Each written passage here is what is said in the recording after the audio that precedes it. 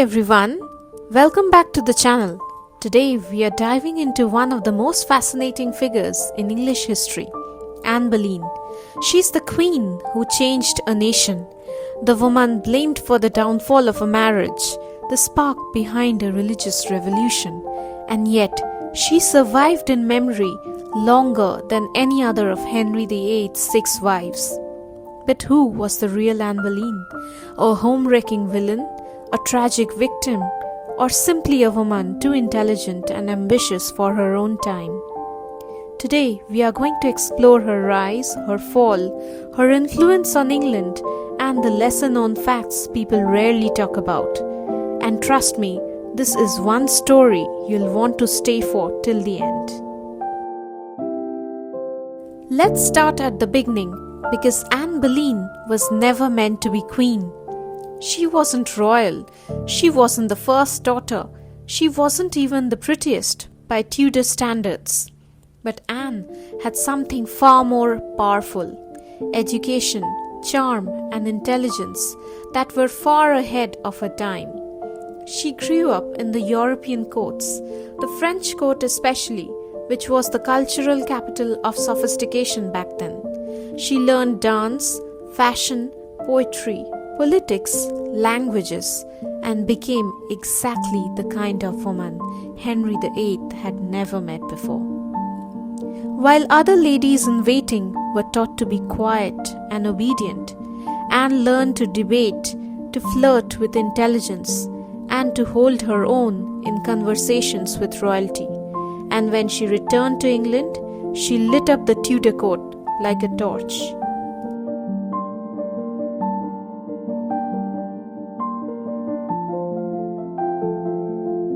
Henry VIII had been king for years by then, married to Catherine of Aragon. But Catherine hadn't given him a surviving son, and Henry wanted an heir more than anything. Then he saw Anne. She wasn't like her sister Mary, who had already been Henry's mistress. Anne refused to be just another mistress. She wanted a crown, and she made Henry chase her for 6 years. That tells you everything about Anne's power. Henry decided he needed to annul his marriage to Catherine, but the Pope said no because Catherine's nephew was the most powerful ruler in Europe. So Henry made a decision that shook the world. He separated England from the Catholic Church, created the Church of England, and made himself its head. All for Anne Boleyn. It's one of the greatest political earthquakes in European history, and Anne was at the center of it.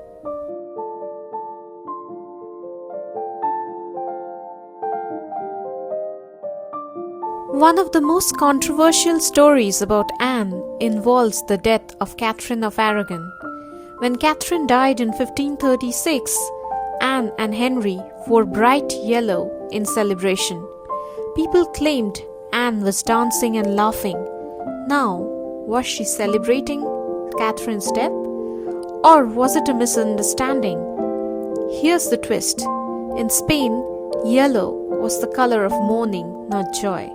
So it's entirely possible Henry and Anne meant it as respect, but the English court saw it as a party.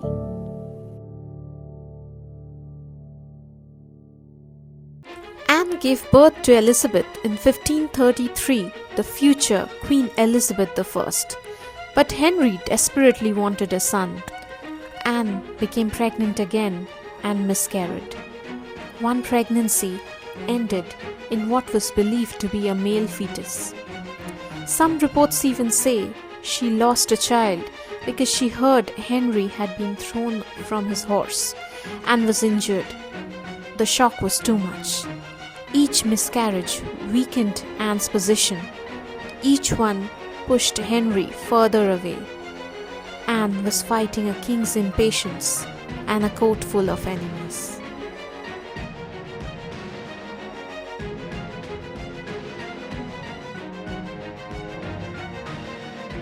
By 1536, Henry had found a new love interest, Jane Seymour. Anne's enemies saw their moment. Within weeks, Anne was accused of adultery with 5 men incest with her own brother George Boleyn, and plotting to kill the king.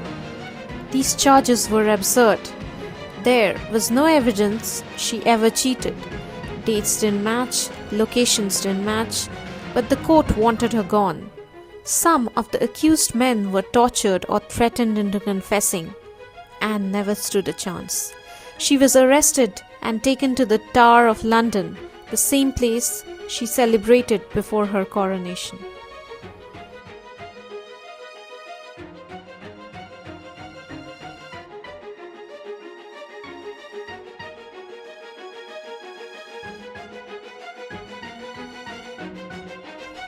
While in the Tower, Anne wrote a letter to Henry. Historians debate whether he ever saw it, but the essence was this: I have been loyal to you. I never wronged you. I'm going to die, but let God judge between us. Please be good to our daughter. It wasn't begging. It wasn't anger. It was dignified. A woman facing death, yet trying to protect her own child.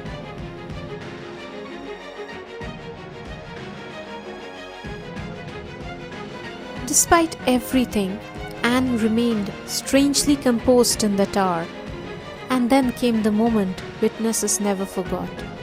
While talking about the French executioner who had been summoned, Anne touched her neck gently and joked, "I have a little neck.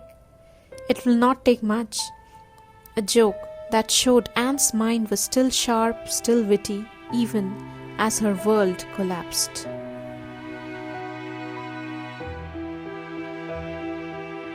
Anne requested to be executed with a sword instead of an axe, a more honourable death. Henry agreed. On May 19, 1536, she walked to the scaffold wearing a grey gown trimmed with fur. She gave a final speech, saying she prayed for the king and held no ill will. The typical Tudor execution speech meant to protect her own family. The swordsman struck so swiftly that witnesses said they never saw the blow. Anne Boleyn was just 35 years old.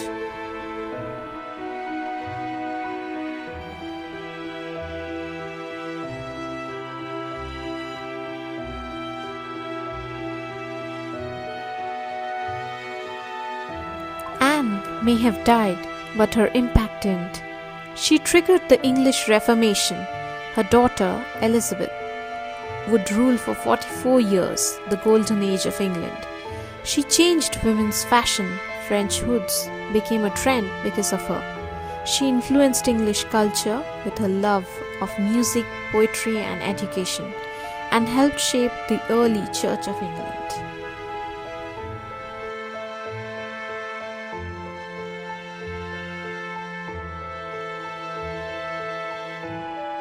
Here's a mind-blowing fact. The current royal family are descended from Mary Boleyn, Anne's sister.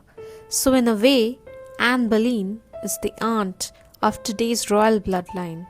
Talk about a twist of fate.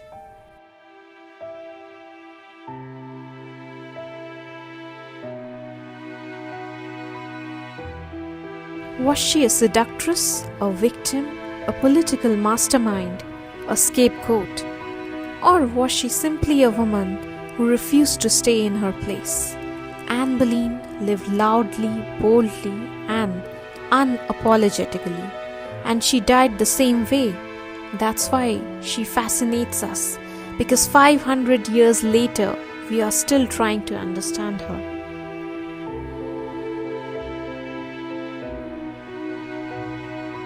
If you love the story and want more Tudor deep dives, tell me which figure I should cover next.